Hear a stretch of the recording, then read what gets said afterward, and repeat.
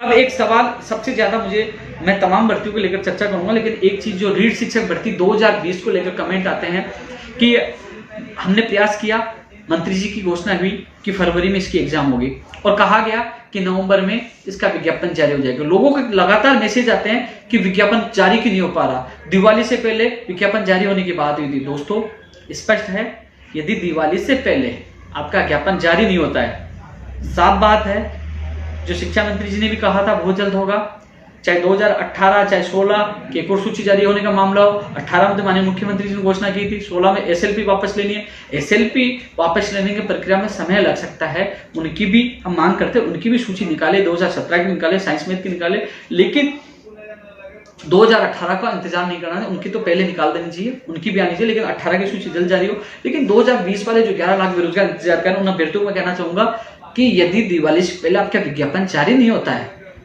तो हम लोग, पहले तो हमारा प्लान यही था कि सीकर से हम लोग जिला परिषद पंचायत समिति चुनाव को विरोध के अभियान को, जो हस्ताक्षर अभियान, हम शुरुआत करेंगे।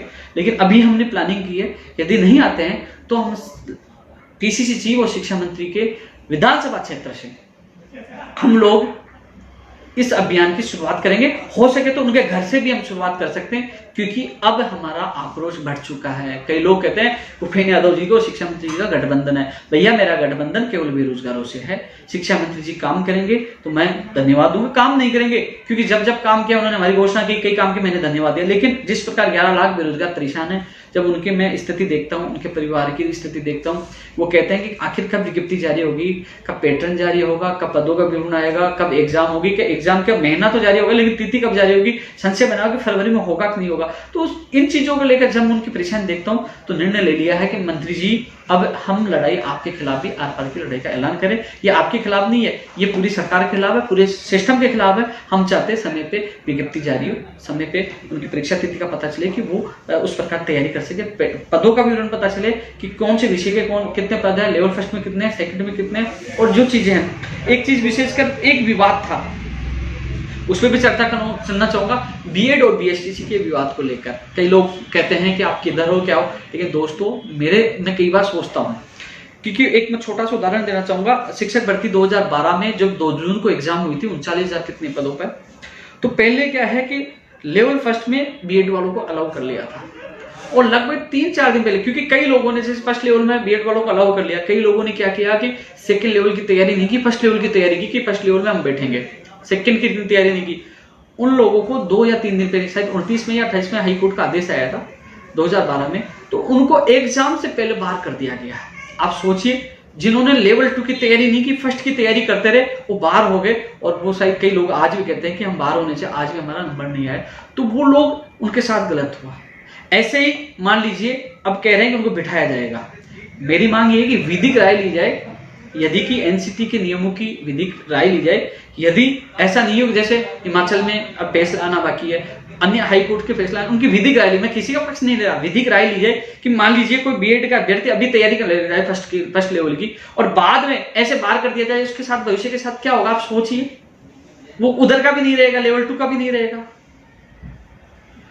तो इसलिए इसकी विधिक राय लेके जो नियमों में हो, जो नियमों में, एनसीटी का नियम हो, चाहे लेवल फर्स्ट का हो चाहे सेकंड का हो, मैं किसी का पक्ष नहीं ले रहा, लेकिन किसी बेरोजगार के सपनों के साथ गलत नहीं हो कि वो तैयारी लेवल फर्स्ट की करने लग जाए, कल हाई कोर्ट का निर्णय है, लड़के कोर्ट में चले जाए, कोर्ट कह देगा नहीं लेंगे, वो बेचारा लेवल 2 की नहीं तैयारी कर पाएगा। कम से कम स्थिति स्पष्ट हो कि हाँ लेवल 2 वाले बैठ पाएंगे, नियमों में है तो वो इस प्रकार तैयारी कर, नहीं बैठ पाएंगे, अचानक उनको धोखा नहीं मिलना चाहिए। तो ये विधिक राय ली जाए, क्योंकि साथ साथ हम लोगों को, सबको यार 11 लाख बेरोजगार है, हमें मांग करनी चाहिए, पदों की संख्या बढ़ाई जाए। चाहे कहते हैं कि ये बीएड वाले के हो, चाहे जिस प्रकार कॉमर्स वालों को सामाजिक ज्ञान में बिठा रहे हैं, तो सामाजिक ज्ञान के पद बढ़ाए जाए, कॉमर्स वालों को बिठाया जाए, तो हर व्यक्ति को न्याय मिलना चाहिए। हम लोग इसमें उलझ के रह जाएंगे कि मान लीजिए भर्ती तो आ गई, निकाल दिया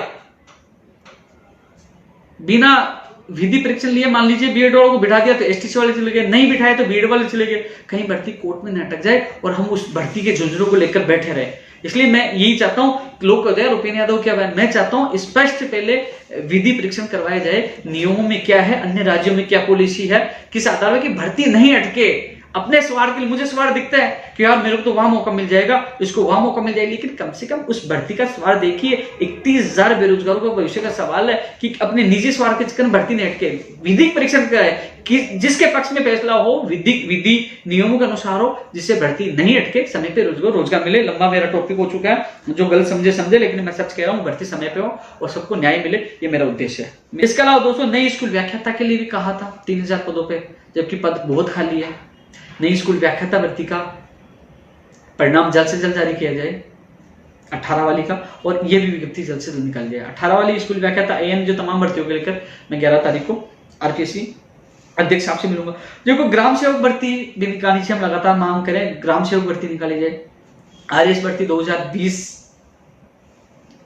निकाली जाए। जूनियर अकाउंटेंट की भर्ती निकाली जाए। TRA की जो वैकेंसी है वो निकाली जाए। पंचायत राज जैन भर्ती जो करीब 12 साल से नहीं है, 93% पद खाली है, उसकी वैकेंसी जल्द से जल्द निकाली। पशुधन सहायक भर्ती निकाली जाए। शारीरिक शिक्षक first grade, second grade, third grade, उनके पद निकाली जाए। कनिष्ठ अनुदेशक भर्ती निकाली जाए। टेक्निकल हेल्पर लगातार जो 9,000 पदों पर घोषणा की थी, BD कल्ला जी से मैं 3 बार मिला, उन्होंने भी कहा था हम जल्द निकालेंगे, बयान दिया, स्टेटमेंट दिया कि सितंबर में विज्ञापन जारी होंगे, JVNL के भी होंगे, JNN के भी होंगे, सिलेबस में बदलाव होगा, परीक्षा केंद्र भी रास्ता में दिए जाएंगे।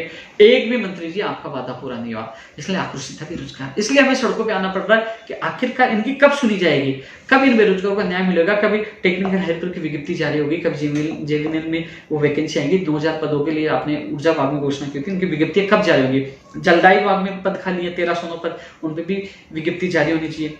फायरमैन की भी भर्ती है, जो DLB की भर्तियों की विज्ञप्ति अधीनस्थ बोर्ड में उनकी विज्ञप्ति जारी हो, चाहे वन रक्षक हो, चाहे वनपाल हो, चाहे कृषि में जो LDC के पद हो, चाहे SI भर्ती 2020 की घोषणा हो, चाहे AMO जो है आयुर्वेद डॉक्टर की भर्ती हो, चाहे पशु चिकित्सक की भर्ती हो, तमाम जो कई भर्तियों का नाम नहीं ले पाऊं तो लोग कमेंट करते हैं कि भैया हमारी तो मांग ही नहीं थी। तमाम जो पद रिक्त है उन पे भर्तियां का विज्ञप्तियां जारी होनी चाहिए। एक कैलेंडर बन जाना चाहिए कि भैया इस साल में ये भर्तियां आएंगी, जिससे बेरोजगार अपनी तैयारी कर सकें। ऊर्जा विभाग में 9,000 पदों की लगातार ये लोग कहते हैं। दोस्तों, मैं लगातार चिल्ला कर आपके मांग उठा रहा हूँ। मैं खुद BD कल्ला जी से 3 बार मिलकर है। मैं जो आंदोलन की जो हम सबने घोषणा की है, इसलिए तो की है, भर्तियां आए, लंबित भर्तियां पूरी हो, 12 राज्य तमाम मांगों के लिए तो कर रहे हैं। आंदोलन किस लिए कर रहे हैं? और जो लोग सोचते हैं कि आंदोलन का परिणाम, अरे परिणाम मिलेगा, इंतजार तो करिए, परिणाम आपके सामने होगा। ये आंदोलन ऐसा नहीं है पुश हो जाएगा, ये 8 तारीख की लड़ाई का आंदोलन है। चाहे मुझे जेल में डाले, चाहे मुझे मरवाए, पीछे नहीं हटूंगा मैं। घोषणा कर दी ना कि 10 तारीख को भीलवाड़ा, 17 तारीख को सीकर, फिर 18 झुंझुनू, उसके बाद 17 दिसंबर को दिल्ली, तो होगा, पीछे नहीं हटेंगे। लेकिन हमें सबको मिलकर लड़ना होगा। आप सोशल मीडिया पे साथ दीजिए, आप जिस जिले में दौरा हो तो आप देखिए, आप मेरे ट्विटर अकाउंट पर ओपिनियन यादव से जुड़िए, आप फेसबुक जुड़िए, मैं वहां पोस्ट करूंगा मैं उस जिले में आ रहा हूं, आइए, बिना कहे आइए और वहां आके कहिए हम आपके साथ है। वहां हमारा हुजूम होगी, भीड़ होगी, तो सरकार को पता लग जाएगा राजस्थान के बेरोजगार जाग चुके हैं। हमारी जो लड़ाई है सरकार से नहीं है, सिस्टम से है। और सिस्टम से लड़ाई है, सिस्टम बैठे अधिकारियों की तानाशाही, लेकिन तानाशाही के साथ मंत्री भी लापरवाही कर रहे हैं। और जब सिस्टम फेल हो जाता है तो सरकार भी फेल हो जाती है। इसलिए आप लोग जहां भी जिले में जाए, आप हमारा साथ दीजिए। रीट 2016-17 की क्यों सूची जारी हो। सूचना सहायक वाले जो 7 साल से भटक रहे हैं, सूचना सहायक वाले मुझे लगातार मिलते हैं, उनके जूनियर अकाउंटेंट वाले। ये राजस्थान पुलिस 2018 की 1600 से ज्यादा पदों पे खाली है। वरिष्ठ अध्यापक भर्ती 2016 और 18 की एक और वेटिंग सूची। ये वेटिंग सूची वाले, इनकी सूची जारी क्यों नहीं हो? 2016-17 की रीट की है, 18 की है। सूचना सहायक 2013 से देख लीजिए, आज भी लंबित है। जूनियर अकाउंटेंट वाले हैं, राजस्थान पुलिस वाले, और ये जो सेकंड ग्रेड 2016-17-18 वाले। आप सबसे मेरा निवेदन है कि आंदोलन आप सबकी मांगों के लिए है। आप जहां भी जिस जिले में हमारा सपोर्ट करिए, आपकी आवाज बड़े मजबूती से उठाई जाएगी। लेकिन मुझे अब इस आंदोलन में आप लोगों के सहयोग की आवश्यकता है। आप लोग आए थे और मुझे विश्वास है आप लोगों से मैं लगातार मिल रहा हूं, आप लोग इस आंदोलन में पूरा सहयोग करेंगे। बेरोजगार आयोग बने, और बेरोजगार आयोग कई लोग राजनीतिक षड्यंत्र वाली बातें करते हैं, मुझे नहीं बनाई है, मुझे बनना भी नहीं है। लेकिन बेरोजगार आयोग की आवश्यकता इसलिए है कि जो 35 बेरोजगार हैं, भर्तियों के बेरोजगार, उनसे अधिकारी मंत्री और डायरेक्ट बात करें, उनके समस्याओं का निस्तारण उनके सामने करें, कम से कम उन्हें बात रख सकें। उनको बेरोजगार आयोग के रूप में आयोग की आवश्यकता नहीं पड़े, बार बार धरना प्रदर्शन की आवश्यकता नहीं पड़े, बार बार कहीं भागने की आवश्यकता नहीं पड़े, उनकी समस्याओं का निस्तारण उस आयोग में हो जाए। इसलिए बेरोजगार आयोग बनते ही राजस्थान बेरोजगार एकीकृत महासंघ को समाप्त कर दिया जाएगा, ना उपेंद्र यादव की आवश्यकता होगी। तो इसलिए इसमें भी हमारी प्राथमिकता के साथ मांग है कि बेरोजगार आयोग बने।